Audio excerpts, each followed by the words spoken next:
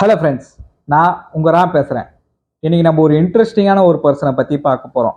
இந்திய கிரிக்கெட் வீரர்களில் முன்னணி வீரரான திரு ஹர்திக் பாண்டியா அவரோட லைஃப்பில் நடந்த முக்கியமான விஷயமும் அவரோட லைஃப்பை பற்றி நம்ம இன்றைக்கி பார்க்க போகிறோம்.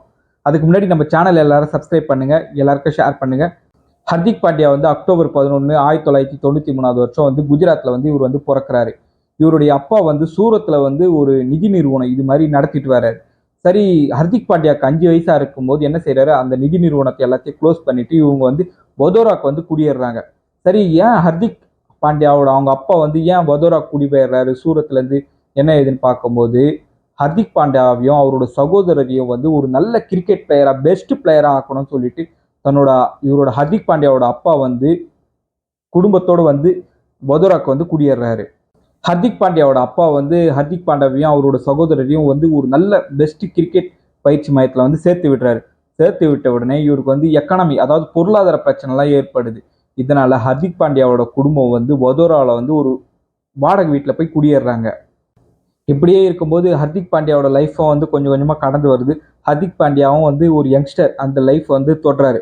அப்போ இவருடைய சகோதரர்கிட்ட ஹர்திக் பாண்டியா எப்படின்னு கேட்கும்போது, ஹர்திக் பாண்டியா சின்ன வயசுலேயே அங்கே இருக்க மன்றம் இது மாதிரி யங்ஸ்டருக்கு கிரிக்கெட் மேட்ச் நடக்குமா, அதை ஆப்போசிட் டீமை தனியாளாவே ஹர்திக் பாண்டியா நின்று ஜெயிக்கிற அளவுக்கு அப்பயே இவர் திறமையா இருந்தாராம். இது இல்லாமல் ஹர்திக் பாண்டியா கிட்ட இந்தியன் எக்ஸ்பிரஸ் நிறுவனம் ஒரு பேட்டி எடுத்தாங்க. அந்த பேட்டியில் ஹர்திக் பாண்டியா சொல்றாரு, நான் ஸ்டேட் லெவல் மேட்ச்லேருந்து விலகிறதுக்கு காரணம் என்னுடைய உணர்ச்சியை கட்டுப்படுத்தவே முடியலன்னு சொல்லிட்டு ஹர்திக் பாண்டியா சொல்லியிருக்காரு.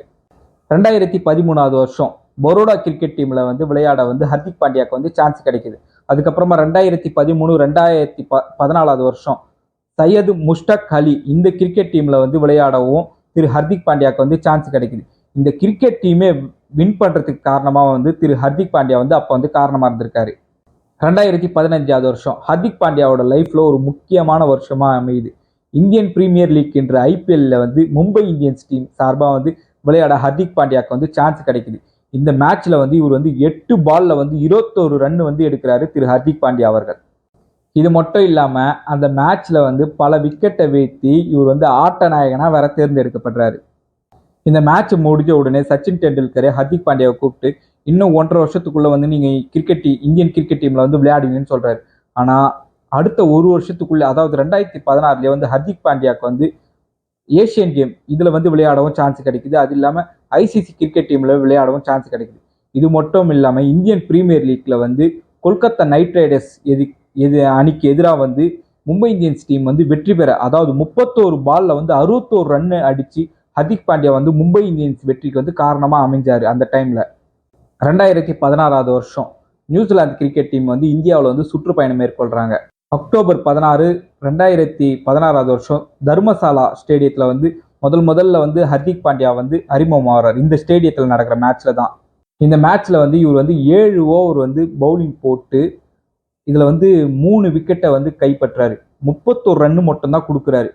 இது மட்டும் இல்லாம இந்த மேட்சோட ஆட்ட நாயகனா திரு ஹர்திக் பாண்டியா தேர்ந்தெடுக்கப்படுறாரு.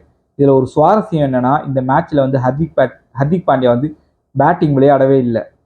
இப்படியே ஹர்திக் பாண்டியாவோட லைஃப்ல சுவாரஸ்யம் நடந்துகிட்டே போக முன்னாள் கிரிக்கெட் வீரரான ஹர்பஜன் சிங் ஒரு கொளுத்தி போட்டாரு. என்ன சொல்லியிருக்காருன்னா, ஹர்திக் பாண்டியாவோட தலைமையை மும்பை இந்தியன்ஸ் ஏத்துக்கணும், டீம் ஒன்னா இருக்கணும்னு சொல்லிட்டு ஒரு பரபரப்பான ஒரு நியூஸை முன்னாள் கிரிக்கெட் வீரர் கொளுத்தி போட்டிருக்காரு. ஐபிஎல்ல ஹர்திக் பாண்டியாவோட செயல்பாடு எப்படி இருக்கு, அவரோட தலைமையில வின் பண்ணுவாங்களா அவங்களோட டீம்னு நீங்க கமெண்ட்ல சொல்லுங்க ஃப்ரெண்ட்ஸ். அதுக்கு முன்னாடி நம்ம சேனலை எல்லாரும் சப்ஸ்கிரைப் பண்ணுங்க, எல்லாருக்கும் ஷேர் பண்ணுங்க. ஏதாவது குறை இருந்தால் அதை கமெண்ட்ல சொல்லுங்க ஃப்ரெண்ட்ஸ். சல்யூட்.